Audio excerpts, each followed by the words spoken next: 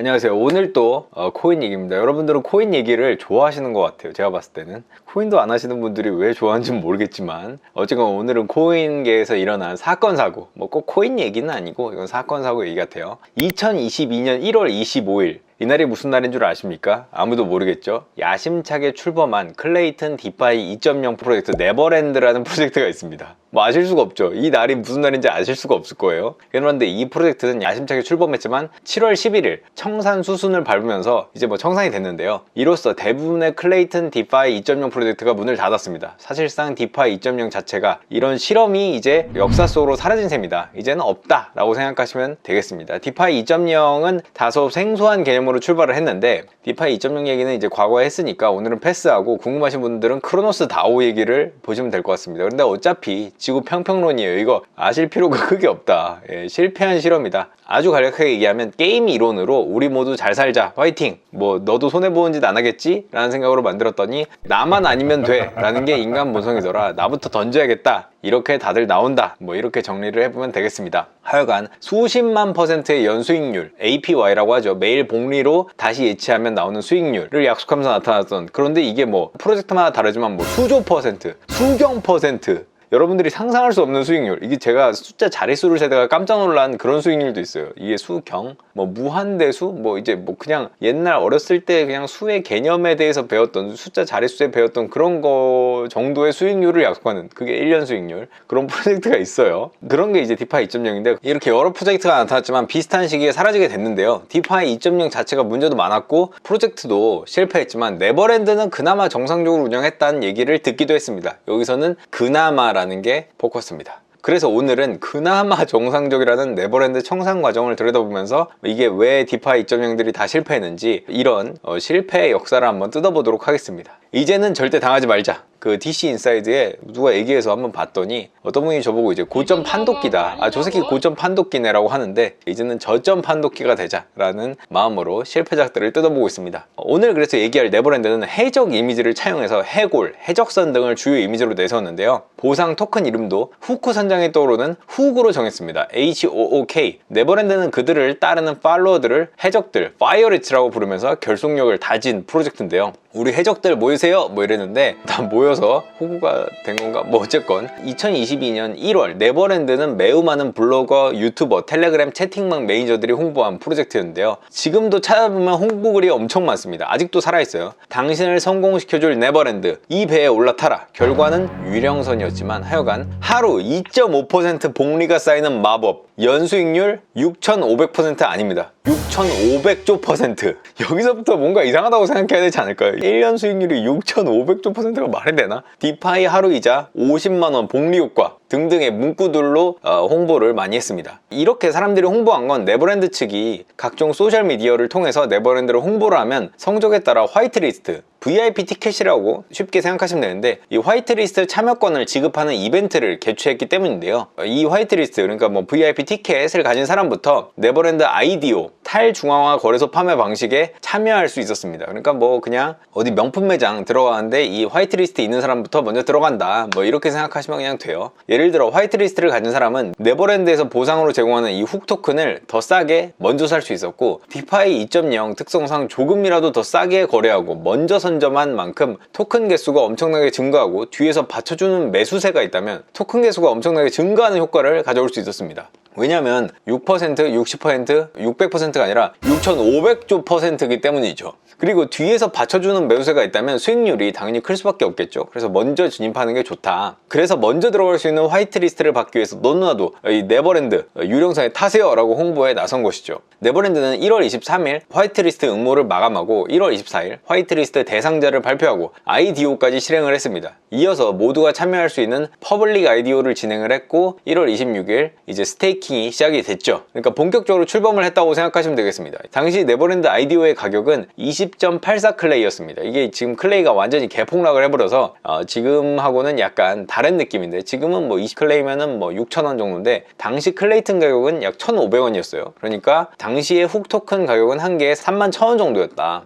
지금보다 클레이 가격이 일단 5배가 높으니까 굉장히 가격 차이가 크죠. 어쨌건 이때 네버랜드 초기 수익률은 디파이 2.0 특성상 연수익률이 자릿수를 세기 힘들 정도로 엄청난 숫자였습니다. 이거는 아마 그냥 숫자를 보셔야 돼요. 왜냐면 저도 세는 걸 포기했어요. 물론 이는 매일 복리로 재투자했을 때 연환산 수익이고 이게 진짜 하루 20% 수익률이 엄청 말도 안 되는 수익률인데 어쨌건 하지만 이런 자릿수의 수익률에 눈이 멀면 안 되는 게 토큰 개수의 수익으로 토큰이 막 이렇게 증가를 해요. 6,500조%로 증가를 해도 그 이상으로 토큰 개당 가격이 쪼그라들면은 수익이 지켜질 수가 없는 거죠. 이게 바로 디파이 2.0의 맹점인 셈인데요. 실제로 클레이튼 토큰 차트를 볼 수 있는 덱사타라는 이런 차트 사이트가 있는데 여기 기준으로 1월 26일 훅 토큰 가격은 약 110만 원까지 솟았습니다. 원래 얼마라고 했죠? 31,000원. 그러니까 처음에 약 30배 정도 올라간 거죠. 이 네버랜드 파이낸스는 출범 첫날 봇이라고 하죠. 매매 자동화 프로그램이 훅 토큰의 초기 수익을 노리고 매수세에 뛰어들어서 가격이 엄청나게 올랐다고 말했는데요. 이 디파이 2.0의 특성상 근데 이거 진짜 너무 약간 어려운 것 같아요. 지금 사람들이 잘 이해하기 어려운 그들만의 세상으로 가고 있는 것 같은데 어쨌건 조금만 더 인내심을 가지고 들어보시면은 디파이 2.0의 특성상 네버랜드 파이낸스는 출범 첫날에 봇이 이 매매 자동화 프로그램이 초기에 진입을 하려고 훅 토큰을 막 사기 시작했어요. 그래서 가격이 엄청나게 올랐다. 그게 한 30배 정도 올라갔습니다. 그런데 이게 디파이 2.0의 특성상 이 지구 평평론 세상에서는 내가 훅 토큰을 갖고 있어도 바로 매도를 할 수가 없어요. 이거에 이자를 받은 것만 일단은 매도를 할 수가 있습니다. 이거를 이제 매도하기 위해서는 이자를 받아서 뭐 매도를 하거나 아니면 그걸 더 재해치해서 뭐 6,500조% 이자를 먹거나 뭐 둘 중에 하나인데 많이들 팔았겠죠. 그래서 이 110만 원까지 올라갔는데 이걸 막 팔기 시작하면서 막 떨어지기 시작합니다. 그래서 네버랜드는 8시간마다 이자를 지급했는데 약 24시간이 지나고서는 30만 원대까지 떨어졌습니다. 그럼에도 초기 가격에서는 10배였죠. 약 일주일이 지나자 훅 토큰은 약 10만 원이 됐습니다. 이제 3배까지 내려왔죠. 가격이. 연수익률로는 토큰 개수가 엄청나게 늘어나고 있지만 그보다 빨리 토큰 개당 가격이 내려가고 있는 모습입니다.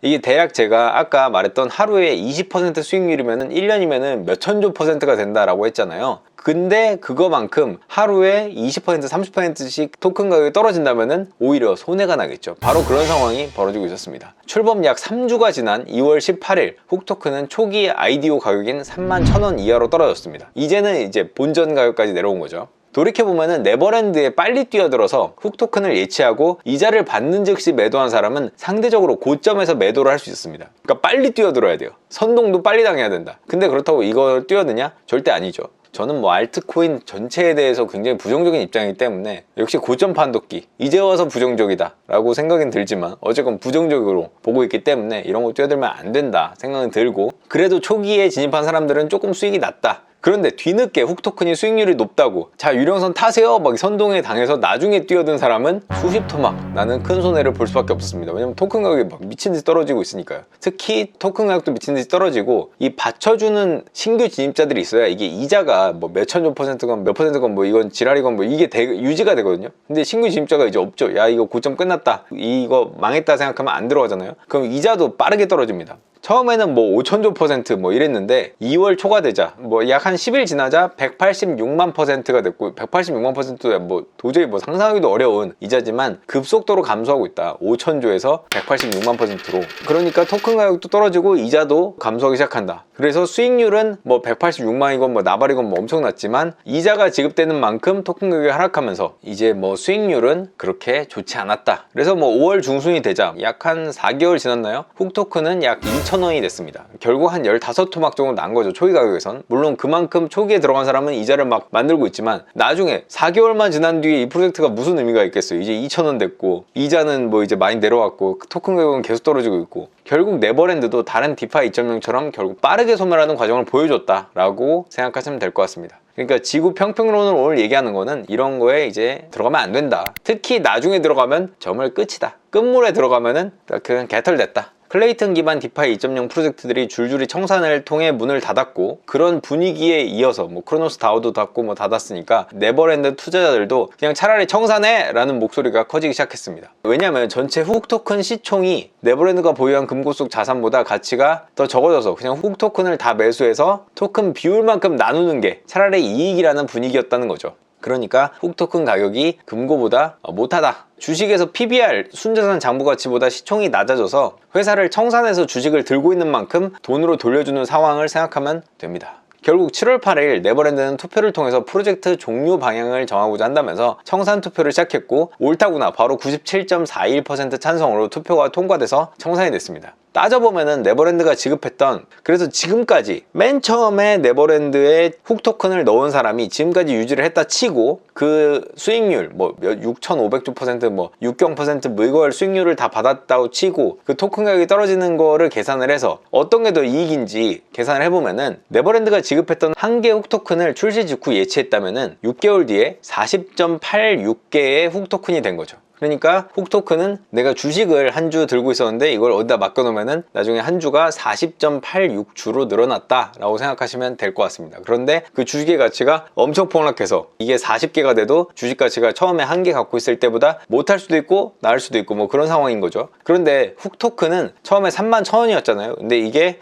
계속 쭉쭉 떨어지면서 약 1,500원대까지 떨어졌는데 청산 발표가 나면서 내가 이 코인을 사서 그냥 내가 청산을 받으면은 그게 차라리 낫겠네 라고 생각하는 사람들이 들어가면서 이를 노린 투자자로 인해서 가격이 약 1,800원까지 올랐습니다. 왜냐면 한 개 훅 토큰이 청산되면은 약 1,950원으로 돌려받을 수 있기 때문인데요. 물론 이게 청산이 어떻게 되는지도 모르고 나중에 뭐 청산 발표가 났는데 이제 생각했던 것보다 금고에 그 돈이 좀 적어지면은 손해를 볼 수 있으니까 뭐 1,950원까지는 안 살 수도 있는 거죠. 그래서 이제 최종적으로 계산을 해보면은 청산이 된다고 했을 때 처음에 IDO, 그러니까 맨 처음에 31,000원에 산 훅 토큰 한 개가 현재는 1,950원이 됐잖아요. 1,950원. 근데 개수는 40.86배가 늘어난 거잖아요. 그럼 현재 가치로는 1,950원 곱하기 40.86을 하면은 현재 가치로는 그 한 개의 훅 토큰이 80,000원이 된 것이다. 지금까지 유지를 했다면, 물론 이는 극초기 진입한 화이트리스트 IDO 투자자에 한정된 이야기고 이외에 늦게 들어간 사람 아니면 에이씨 나 못 견뎌 하고 던진 사람 뭐 대부분 손실을 봤다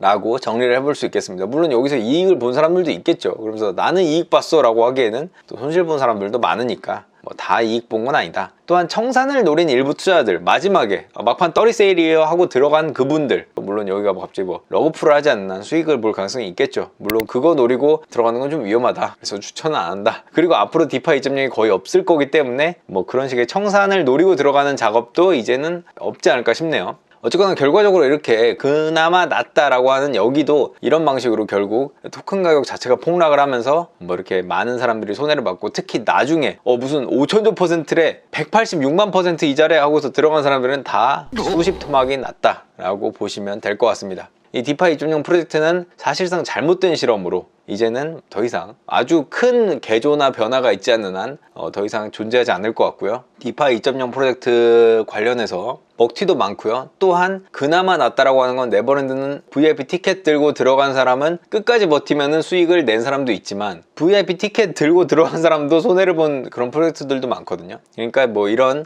새로운 실험에 대해서는 무조건 먹을 거야 라는 거는 좀 아닌 것 같다. 지금도 이제 남아있는 홍 타면은 대단할 것 같아요. 근데 실상은 그렇지 못한 경우가 많다. 저분들도 화이트리스트 받고 싶어서 하는 경우도 있고, 뭐 저분들도 뭐 여기 수익 날 것 같아서 뭐 소개를 해줬는데 개판 난 것도 있겠죠. 뭐 전부 다 뭐 악마라고 생각하지는 않으려고 합니다. 어쨌건 오늘은 디파 2.0의 실험은 끝났다 라는 걸로 정리를 해보도록 하겠습니다. 뭐 코인의 실험이 끝날 수도 있어요. 제가 봤을 때 뭐 알트 쪽은 다 실험이 이런 식으로 개판 날 가능성이 높다, 투자하지 말라. 디파 2.0 중에서 아예 망해버린, 그냥 처음부터 망해버린, VIP 티켓 들고 화이트리스트 들고 들어갔는데도 망해버린 그런 디파 2.0도 소개를 원하시면은 해보도록 하겠습니다. 이 지구 평평론을 하는 게 좀 개인적으로는 이게 무슨 의미가 있나라는 생각이 자꾸 들어왔고, 하여간 오늘은 여기까지 하겠습니다. 끝!